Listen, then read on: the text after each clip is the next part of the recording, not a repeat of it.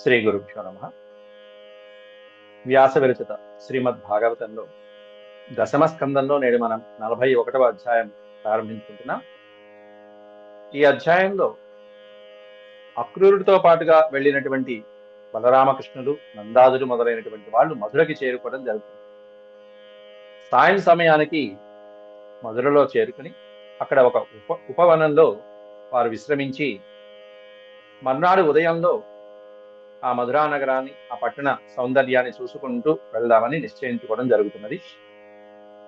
ఆ తర్వాత అక్రూరుడు శ్రీకృష్ణ పరమాత్ముడిని, బలరాముడి అలాగే సకల పరివార సహితంగా తమ గృహాన్ని పావనం చేయడానికి ఆహ్వానించడం కూడా జరిగింది. ఆ తర్వాత దానికి శ్రీకృష్ణ పరమాత్ముడు ఏమన్నాడు అనేటువంటివన్నీ కూడా ఈ శ్లోకాల రూపంలో మనం తెలుసుకుందాం. ముందుగా భగవత్స్మరణ చేసుకుని ప్రారంభించుకుందాం.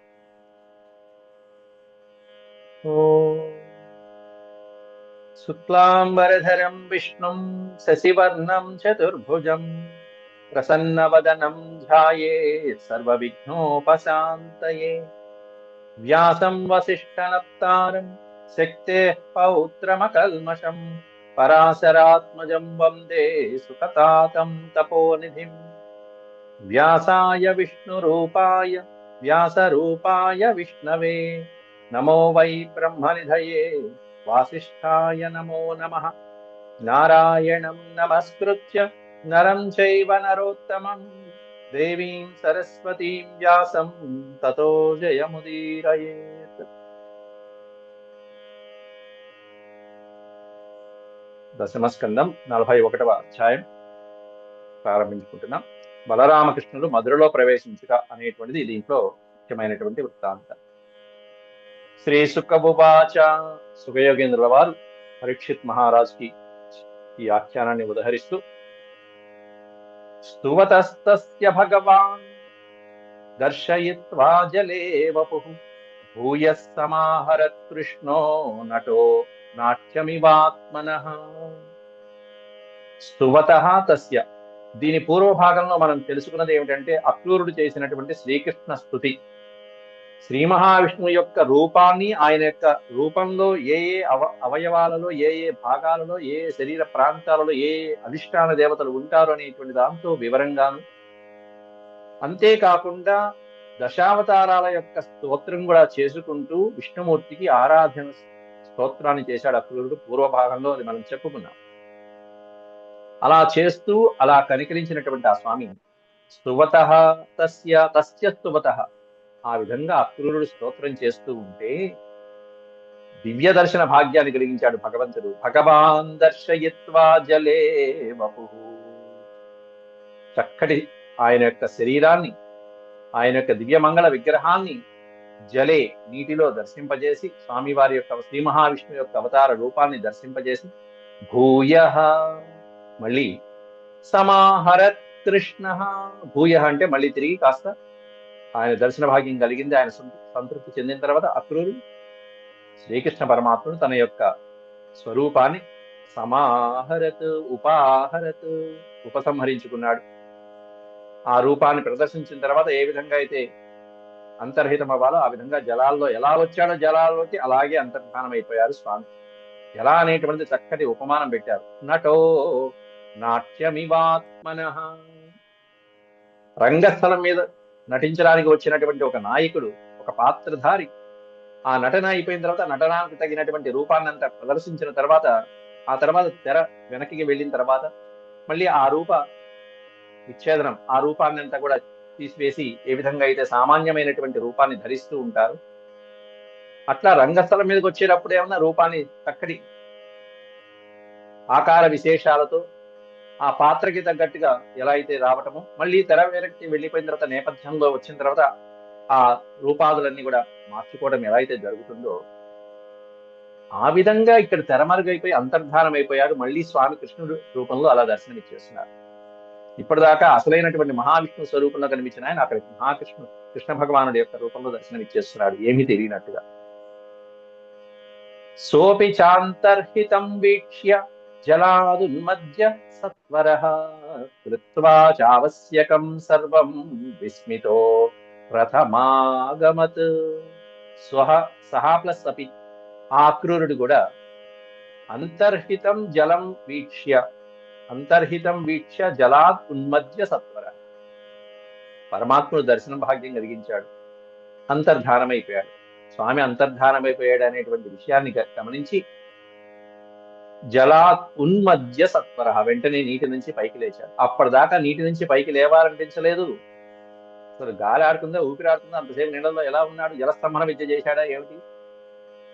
పరమాత్ముడి యొక్క దర్శన భాగ్యం అయితే ఇంకేం కావాలి? అన్ని ఆయనే చూసుకుంటాడు. నీటిలోంచి పైకి లేచాడు వెంటనే. సత్వర అంటే వెంటనే. కృత్వాచ ఆవశ్యకం, చేయవలసినటువంటి విధి విధానాలు ఏవైతే స్నానం చేసిన తర్వాత చేసేటువంటి నమస్కారాలు, అర్ఘ్య నమస్కారాలు ఏవైతే ఉంటాయో, సంధ్యావందనాదులు, అవన్నీ కూడా పూర్తి చేసుకుని సర్వం విస్మితో రథమాగమత్, జరిగిన దాంతా కూడా తలుచుకుంటూ విస్మిత, పరమాశ్చర్యంతో, ఎంతో ఆనందానుభూతి ఓ పక్కన, ఆశ్చర్యం ఓ పక్కన. ఆశ్చర్యంతో రథమాగమత్, రథం దగ్గరికి వచ్చాడు అక్రూరుడు.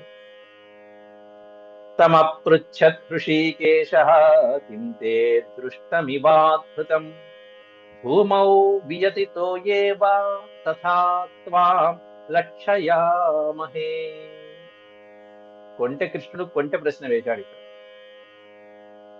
డైరెక్ట్ గా అడగండి, ఏమిటయ్యా అక్రూరా, వెళ్ళినప్పుడు యొక్క ముఖానికి వచ్చేటప్పుడు యొక్క ముఖంలో తీరు ఏదో ఆశ్చర్యానందం కలుగుతున్నట్టుగా నీ ముఖ కవళికలు చెప్తున్నాయి. ఏమన్నా చూసావా ఏమిటి? అక్కడ ఏమన్నా అద్భుతమైనటువంటి దాన్ని ఏమన్నా చూసావా ఏంటి? తమపృచ్ఛత్ హృషీకేశ, ఆ వచ్చినటువంటి అక్రూరుని కృష్ణుడు అడుగుతున్నాడు, కింతే దృష్టం, ఏం చూసావు బాబు, ఏం చూసావు? ఏమన్నా అద్భుతమైనటువంటి దాన్ని ఏమన్నా చూసావా? కింతే దృష్టం ఇవ అద్భుతం, ఏదో అద్భుతమైన దాన్ని చూసి వచ్చినట్టుగా ముఖం పెట్టావు. ఏమన్నా భూమి యందు గాని, వియతి ఆకాశమునందు గాని, తోయే నీటి యందు గాని, జలములందు గాని ఏమన్నా అట్లాంటి ఆశ్చర్యకరమైనటువంటిది ఏమన్నా నీకు కనిపించిందా? లక్షయామహే, ఏమన్నా లక్ష్యపడిందా, కనిపించిందా, ఏమన్నా గుర్తించావా?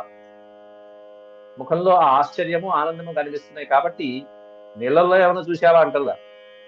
భూమౌ వియతి తోయేవా అంటున్నారు. కాబట్టి భూమి మీద కానీ, ఆకాశమునందు కానీ, నీటిల్లో కానీ, నీటి యందు కానీ ఏమన్నా అద్భుతమైనటువంటి దాన్ని ఏమన్నా గాంచావా, చూసావా అంటే ఈయన కొంటె ప్రశ్నకి ఆయన కొంటె సమాధానమే చెప్పాడు, ఎక్కడ తగ్గల. భగవంతుడి తగ్గ భక్తుడే. అక్రూరవువాచ, ఏమని చెప్తున్నాడు? అవునండి విష్ణుమూర్తి స్వరూపం చూసా అని చెప్పాలి కదా నీళ్ళల్లో. ఓహో, అది చెప్పట్లా. ఇంకా దీన్ని మించినటువంటి అద్భుతాలు ఏముంటాయి స్వామి నేను చూడదగినటువంటివి అని చెప్తూ, అద్భుతానీహ యావంతి భూమౌ వియతి వా జలే త్వయి విశ్వాత్మకే తాని కిం మే దృష్టం విపశ్యతః అని చక్కగా సమాధానం, ఈయన కూడా కొంచెం సమాధానం చెప్తున్నాడు. మహానుభావ కృష్ణ, భూమౌ వియతి వా జలే, భూమి యందు గాని, ఆకాశమునందు గాని, లేకపోతే జలే నీటి యందు గాని, అద్భుతాని ఇహ యావంతి, ఇహ అంటే ఇక్కడ, ఏవైతే అద్భుతాలనేటువంటివి ఇక్కడ చూడదగినటువంటివి ఏవైతే ఉంటాయో అవన్నీ కూడా ఎక్కడున్నాయి? త్వయి, నీయందే ఉన్నాయి. చూడదగినటువంటి ఎన్నో అద్భుతాలన్నీ నీయందే ఉన్నాయి. ఎందుకంటే విశ్వాత్మకే త్వయి, నువ్వు విశ్వాత్మకుడివి, విశ్వానికి ఆధారభూతుడైనటువంటి వాడివి, విశ్వస్వరూపుడైనటువంటి వాడివి. కాబట్టి ఇక జలం ఏమిటి, ఆకాశం ఏమిటి, నీరేమిటి, అన్ని నీలోనే ఉన్నాయి కదా. కాబట్టి ఎక్కడ ఏ అద్భుతం కనిపించినా కూడా నీలో కనిపించినట్టు. అట్లాంటి నిన్ను నేను ప్రత్యక్షంగా చూస్తున్నప్పుడు ఇంకా అక్కడ చూడటం ఏమిటి, ఇక్కడ చూసిన ఈ అవతారాన్ని అక్కడ చూశాను, కాకపోతే కొంచెం ఆకారాలు అర్థమైపోయాయి. త్వయి విశ్వాత్మకే తాని కిం మే దృష్టం విపశ్యతః. అట్లాంటిది నిన్ను ఎదురుకుండా, సాక్షాత్తు నిన్ను ఎదురుకుండా పెట్టుకున్నటువంటి నేను, విశ్వాత్ముడైనటువంటి నిన్ను ఇంకా నేను ఇంకా చూడనటువంటి అద్భుతాలు ఏముంటాయి చెప్పు? కిం మే అదృష్టం, అదృష్టం అంటే చూడనటువంటి అను, దృష్టం కాదు ఇక్కడ, అదృష్టం, చూడనటువంటి అద్భుతాలు కిం, ఇంకేముంటాయి చెప్పు? ఇంకేం అద్భుతాలు ఉంటాయి? ఏవేవైతే అద్భుతాలు అన్నాయో అవన్నీ నీలో చూసేసాను, ఇంకా చూడాల్సినవి కూడా ఏమీ లేవు అని చెప్పన్నట్టుగా తర్వాత శ్లోకం మళ్ళీ కంటిన్యూ. పై శ్లోకంలోనేమన్నా ఒక విషయం చెప్పాడు, ఏమిటంటే చూడని అద్భుతాలు ఏమున్నాయి అంటే అన్ని సర్వము చూశానయ్యా అని చెప్పడం ఒకటి. తర్వాత శ్లోకంలో ఇంతకంటే చూడదగింది ఏముంది, ఇక నిన్ను నీ అవతారాన్ని, నీ విశ్వరూప మంగళ దర్శనాన్ని చూసిన తర్వాత ఇంకా చూడదగినటువంటి అద్భుతాలు ఏముంటాయి అని తర్వాత శ్లోకంలో చెప్తున్నారు. అంతే కదా, పరమాత్మను దివ్య దర్శనం అయిన తర్వాత ఇంకొక అద్భుతాన్ని చూడటానికి మనస్కరిస్తుందా? యత్రాద్భుతాని సర్వాణి భూమౌ వియతి వా జలే తం త్వానుపశ్యతో బ్రహ్మన్ కిం మే దృష్టమిహాద్భుతం. యత్ర అద్భుతాని సర్వాణి, ఎక్కడైతే సమస్తమైనటువంటి అద్భుతాలు ఉన్నాయో, భూమి యందు గాని, ఆకాశమందు గాని, జలమునందు గాని సమస్తమైనటువంటి అద్భుతాలు ఎక్కడైతే ఉంటాయి అవన్నీ నీలోనే ఉన్నాయి. తం త్వానుపశ్యతో, తంతు అనుపశ్యతో, అట్లాంటి నిన్ను ఎదురుకుండా సాక్షాత్కరించుకుని నిన్ను చూస్తూ ఉంటే, హే బ్రహ్మన్, ఓ పరమాత్మ, కిమ్మే దృష్టమిహాద్భుతం, ఇంతకంటే అద్భుతమైనది ఇంకా ఏం చూడాలి నేను? ఇంతకంటే అద్భుతం ఇంకేమైనా ఉంటుందా? నిన్నే చూస్తున్నాను, సర్వస్వరూపుడైనటువంటి నిన్ను, విశ్వాత్ముడైనటువంటి నిన్నే చూస్తుంటే ఇంతకు మించినటువంటి అద్భుతం ఏముంటుంది స్వామి అని చెప్పాడు. నిన్ను అక్కడ చూశాను, జలాల్లో చూసి ఆశ్చర్యం కలిగిందని కూడా చెప్పాల. ఆయన ఏ విధంగా అడిగాడో ఈయన అలాగే సమాధానం చెప్పాడు. మరి పెద్దవాడేగా. ఇత్యుక్త్వా చోదయామాస స్యందనం గాంధినీ సుతః మధురామనయద్రామం కృష్ణం చైవ దినాత్యయే. ఇత్యుక్త్వా, ఈ విధంగా చక్కగా ఇద్దరు సమాధానపరుచుకుని బలరామకృష్ణుని తీసుకుని రథంలో కూర్చోబెట్టుకుని నిదానంగా స్యందనం చోదయామాస. స్యందనము అంటే రథం, రథాన్ని చోదయామాస, రథాన్ని నడపడం ప్రారంభించాడు. ఎవరు? గాంధినీ సుతః. గాంధినీ సుతుడు అంటున్నాడు. అంటే ఈ అక్రూరుడు ఎవరి కుమారుడు అనేటువంటిది ఇక్కడ మళ్ళీ గుర్తు చేస్తున్నాడు వ్యాసుడు వారు. శ్వఫల్కుడు, గాంధిని, ఈ దంపతుల యొక్క కుమారుడు అక్రూరుడు. ఇది మొదట్లో మనం అక్రూరుడి యొక్క చరిత్ర చెప్పుకున్నాం. శ్వఫల్కుడు అనేటువంటి మహానుభావుడు, ఆయన కూడా యాదవ శ్రేష్ఠుడే. ఆయన ఇంకా గొప్పవాడని చెప్పుకున్నాం మనం. ఆయన ఎక్కడ ఉంటే అక్కడ చక్కగా వర్షాలు పడుతూ ఉంటాయి. అలాగే గాంధిని అనేటువంటి కాశీరాజ కుమార్తె, వీళ్ళిద్దరికీ పుట్టినటువంటి వాడు అక్రూరుడు. గాంధిని సుతః స్యందనం చోదయామాస. అలా బలరామకృష్ణుని రథంలో కూర్చోబెట్టుకుని రథం నడుపుతూ ప్రారంభించి చివరికి దినాత్యయే, దిన ప్లస్ అత్యయే అంటే దినము ముగిసే సమయానికి, పగలు ముగిసే సమయానికి అంటే సాయం సమయానికి మధురాం అనయత్ రామం కృష్ణం. రామం కృష్ణం అంటే బలరామకృష్ణ ఇద్దరితో పాటుగా ఆ అక్రూరుడు రథాన్ని అలా నడుపుకుంటూ సాయం సమయానికి మధురా నగరానికి చేరుకున్నట్ట. మధురా నగరం పొలిమేరల్లోకి వచ్చేటప్పటికీ అక్కడ వీళ్ళిద్దరూ, ఈ రథం ఒక్కటి యమునా నదీ తీరం దగ్గర ఆగిపోయింది. స్నానం కోసం అక్రూరుడు ఆపాడు, కానీ మిగతా పరివారం అందరూ ముందు వెళ్ళిపోయారు. నందడు మొదలైనటువంటి వాళ్ళు ఎవరైతే వచ్చారో వాళ్ళందరూ వెళ్ళిపోయారు. ఉపాయనాలు, కానుకలు తీసుకుని ముందుగా వెళ్ళిపోయారు. వాళ్ళందరూ మధురలో ప్రవేశించి ఒక పక్కన ఉన్నటువంటి ఒక ఉపవనంలో, మార్గం పక్కన ఉన్నటువంటి చక్కటి ఉపవనంలో అక్కడ విశ్రాంతి తీసుకుంటున్నారు. పూర్వకాలంలో ఇవన్నీ ఉండేవి. ఒక ప్రాంతం నుంచి ఒక ప్రాంతానికి వెళ్ళేటప్పుడు పూర్వం ప్రయాణ సౌకర్యాలు ఉండవని చెప్పి, బస కూడా ఏర్పాట్లు ఉండవని చెప్పి అనేక రకాల ధర్మసత్రాలు ఉండేవి. అవి కూడా కష్టమైతే దారి ప్రాంతంలోనే అనేక మంది పెద్ద పెద్ద వృక్షాల కింద చక్కగా బండరాలు పరిచి, మనం ఇప్పుడు కొన్ని గుళ్ళల్లో అటు ఇటు పక్కన గోపురాలతో ఈ మండపాలు చూస్తుంటాం చూసారా, అట్లా అనేక రకాల మండపాలు. మీరు ఇప్పుడు హంపి వెళ్తే ఇప్పటికీ కూడా ఉంది అట్లాంటి మండపాలు. వచ్చేటువంటి వాళ్ళు విశ్రాంతి తీసుకుని అక్కడ వెళ్ళిపోతూ ఉంటారు. అట్లా మార్గే గ్రామ జనారాజం తత్రోపసంగతాః వసుదేవసుతౌ వీక్ష్య ప్రీతా దృష్టిం నచాదదుః. మార్గే గ్రామ జనాః రాజం. ఇక అక్కడి నుంచి సాయంత్రం సమయం అయింది. సాయంత్రం సమయంలో బలరామకృష్ణునితో కూడుకుని ఆ అక్రూరుడు మధురకి పయనిస్తున్నప్పుడు మార్గ మధ్యంలో ఉన్నటువంటి గ్రామీణులు వాళ్ళని సమీపించారు. గ్రామ జనాః మార్గే, మార్గంలో ఉండేటువంటి వాళ్ళని కూడా అందరినీ కవర్ చేసుకుంటూ వెళ్తున్నారు బలరామకృష్ణుడు ఇద్దరు కూడా. ప్రయాణ మార్గంలో చిన్న చిన్న గ్రామాలు కానీ, లేకపోతే ఎవరైనా జనపదులు అటుగా గుంపుగా వస్తూ ఉండటం కానీ అట్లా జరిగినప్పుడు వాళ్ళని సమీపించి, దర్శించి, కుశల ప్రశ్నలు వేసి, ఎక్కడి నుంచి వస్తున్నారు, ఎక్కడికి వెళ్తున్నారు, ఇట్లా అంత బాగున్నారా, ఈ విధమైన చక్కటి కుశల ప్రశ్నలు వేస్తూ వాళ్ళకు కూడా దర్శన భాగ్యం ఇస్తూ వాళ్ళని తరింపజేస్తూ వస్తున్నాడు కృష్ణ పరమాత్మ ఈ మార్గంలో. మధురకి చేరుకునే లోపల ఎవరిని వదిలిపెట్ట, అందరినీ తరింపజేస్తాడు. మార్గే గ్రామ జనా రాజన్, హే రాజన్ పరీక్షిత్ మహారాజా. అట్లా మధురకి వచ్చేటువంటి మార్గంలో ఉన్నటువంటి గ్రామ ప్రజల్ని, పురవాసుల్ని, తత్ర తత్రోపసంగత, అక్కడక్కడ కలిసినటువంటి వాళ్ళందరినీ కూడా వసుదేవసుతౌ, శ్రీకృష్ణ పరమాత్ముడు వీక్ష్య ప్రీతా దృష్టిం నచాదదుహు, ఆదరంతో ప్రేమతో వాళ్ళందరినీ కూడా చూసి పలకరించి వాళ్ళని అనుగ్రహించి, వీళ్ళని చూసినటువంటి ఆ జనపదులందరూ కూడా దృష్టిం నచాదదుహు, వాళ్ళని చూస్తూ అలా వాళ్ళ దృష్టిని మళ్ళీ వెనుతిరిగి తిప్పలేకపోయారు. అలాగే కళ్ళప్పగించి చూస్తూ ఆ చూపుల్ని వాళ్ళ నుండి ఆ కృష్ణ పరమాత్ముడి యొక్క మీద పడినటువంటి ఆ దృక్కులని, ఆ చూపులని మళ్ళీ మరల్చలేకపోతున్నారు చూసినటువంటి వాళ్ళందరూ. వాళ్ళ సౌభాగ్యం, వాళ్ళ అదృష్టం. ఎంత అదృష్టం అది వాళ్ళు. అట్లా తావత్ వ్రజౌ కతస్తత్ర నంద గోపాదయోగ్రతః పురోపవనమాసాద్య ప్రతీక్ష్యంతోవతస్థిరే.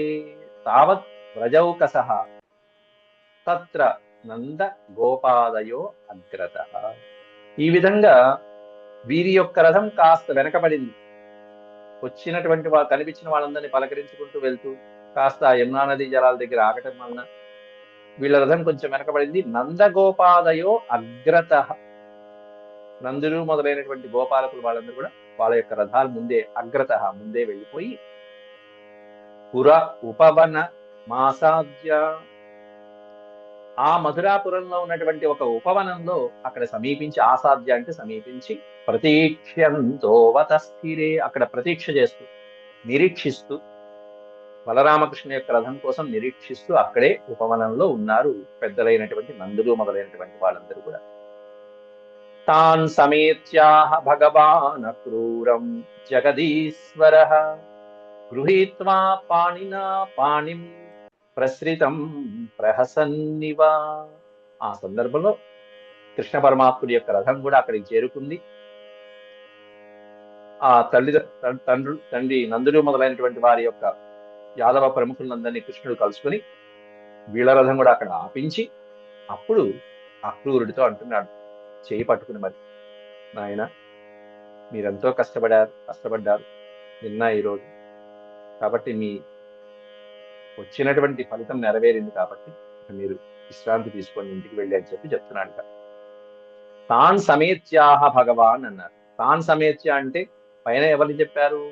నందులు మొదలైనటువంటి గోపాలకులు ఎవరైతే ఉన్నారో ముందు వెళ్ళిన వాళ్ళు, వాళ్ళని సమేత్య సమీపించి భగవాన్ ఆహ అక్రూరం, అక్కడ రథాన్ని ఆపించి అక్రూరుడితో శ్రీకృష్ణ పరమాత్ముడు అంటున్నాడు. జగదీశ్వరుడు భగవాన్, జగదీశ్వరుడైన శ్రీకృష్ణ పరమాత్ముడు అంటున్నాడు అక్రూరుడితో, గృహీత్వా పాణినా పాణిం, పాణినా పాణిం చేతిలో చేయి వేసి ఆప్యాయంగా ఆదరంగా, పెద్ద ఆయన మీరెంతో శ్రమ తీసుకున్నారు మా కోసం అన్నట్టుగా. గృహీత్వా పాణినా పాణిం ప్రసృతం ప్రహసన్నివ, ఆప్యాయంగా ఓ చిరునవ్వు నవ్వుతూ ఆయన వంకే చూస్తూ ఈ విధంగా అంటున్నాడు. ఏమంటున్నాడు అక్రూరుడితో అంటే, భవాన్ ప్రవిశతామగ్రే సహయాన పురీం గృహం వయంతు ఇహావముచ్యార్థ తతో ద్రక్ష్యామహే పురీం. భవాన్ ప్రవిశతామగ్రే, అగ్రే ప్రవిశతాం భవాన్ అంటే మీరు, ఇక మేము ఇక్కడ దిగుతాము, మీరు ముందు వెళ్ళండి. ప్రవిశతాం అగ్రే ప్రవిశతాం, మీరు రథాన్ని అలా నడుపుకుంటూ మీరు ముందుకు ప్రయాణించండి. సహయాన, యానహ సహ, యానము అంటే వాహనం, మీరు తెచ్చినటువంటి రథాన్ని కూడా తీసుకువెళ్ళండి. మీ ఏ రథంతో అయితే వచ్చారో ఆ రథంతో పాటుగా మీరు వెళ్ళండి. మేము ఇక్కడ మధురికి చేరుకున్నాం కాబట్టి మేము ఇక్కడ ఈరోజు విశ్రాంతి తీసుకుంటాం. మీరు మీ పురీం గృహం, మధురాపురిలో ఉన్నటువంటి మీ గృహానికి మీరు చేరుకోండి, మీ రథంతో పాటు మీరు వెళ్ళండి అని అక్రూరుడికి సెలవిచ్చాడు. ఇంకా ఏమని చెప్తున్నాడు? వయంతు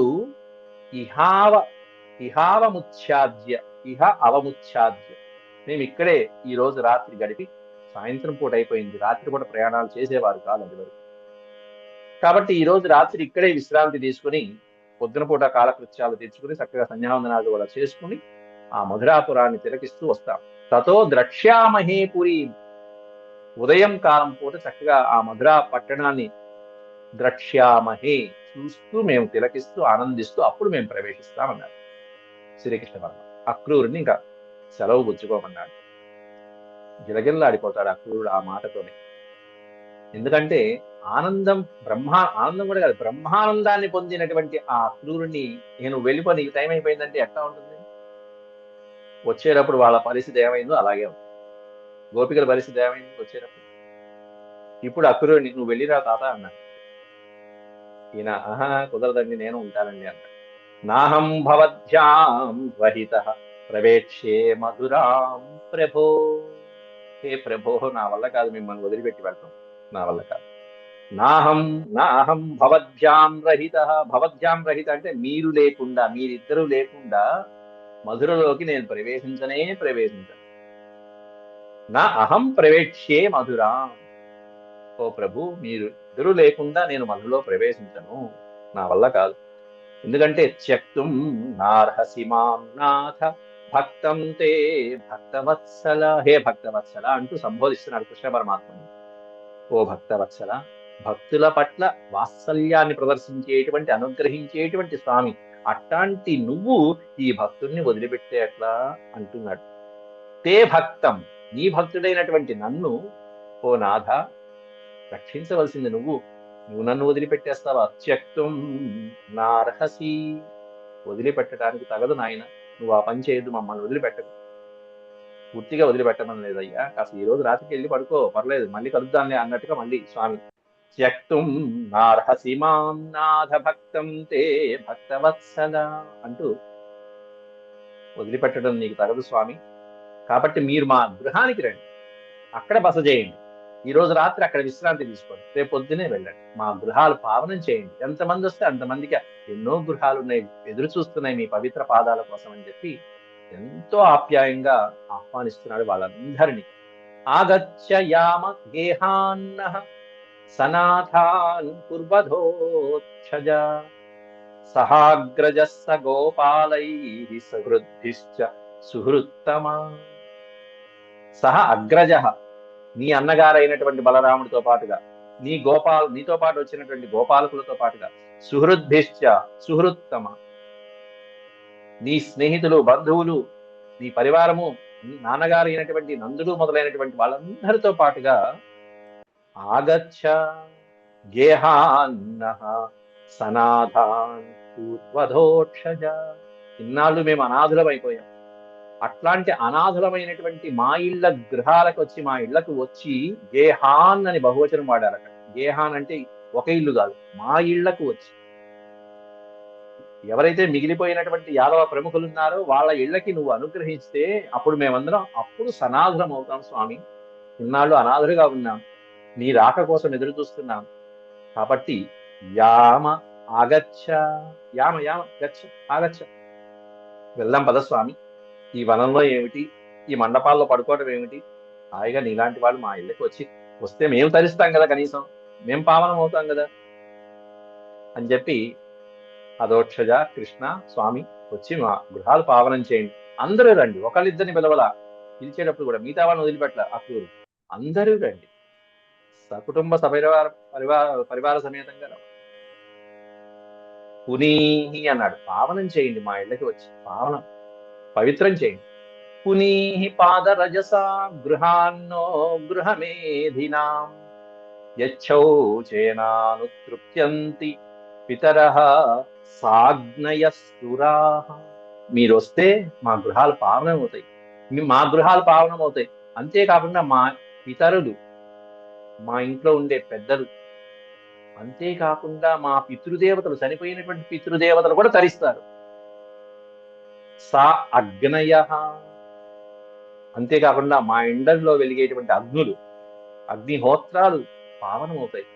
ఇన్నాళ్ళకి కదా సఫలమైందని చెప్పి సంతోషంగా ఉంటుంది మా అందరికి. కాబట్టి నీ యొక్క పాద రజస్సుతో, నీ పాద ధూళితో లోపలికి ప్రవేశించి మా గృహాన్ని పావనం చేయి స్వామి అంటున్నారు.